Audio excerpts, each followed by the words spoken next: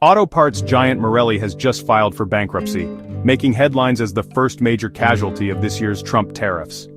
Yep, this is a big one. If you've ever driven a Nissan or a car from Stellantis, think Jeep, Dodge, Chrysler, there's a good chance Marelli made some of the parts keeping those wheels turning. And now, the company's future hangs in the balance. Here's what happened. Back in March 2025, President Trump slapped a 25% tariff on all imported cars and vehicle parts. That's a huge deal for global suppliers like Marelli, who ship auto parts all over the world. Even though tariffs were scaled back in April, the damage was done.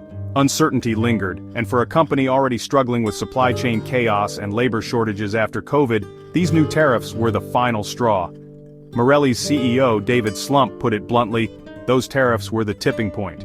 The company, which employs a whopping 40,000 people across the US, Europe, and Asia, just couldn't weather the storm.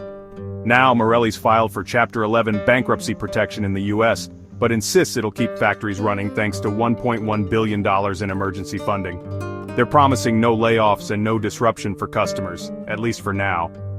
But let's not sugarcoat it, this isn't just about one company.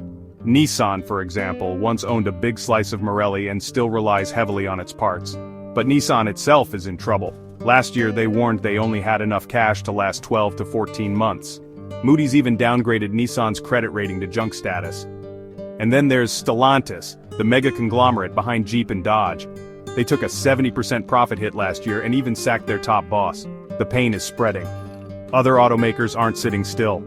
GM says it's spending $4 billion to overhaul its US factories, trying to dodge up to $5 billion in annual tariff costs. Across the industry, some companies are moving production back to America, while others are cutting jobs or relocating plants overseas. The ripple effect is real. So, what does this mean for you and me?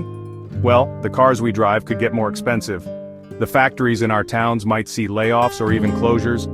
And for the global auto industry, Marelli's bankruptcy is a red flag, a warning that these trade battles have real consequences, not just for companies but for workers, families, and the communities that rely on them.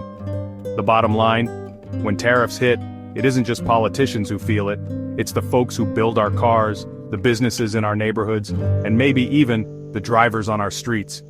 Let's hope the industry can navigate this bumpy road ahead.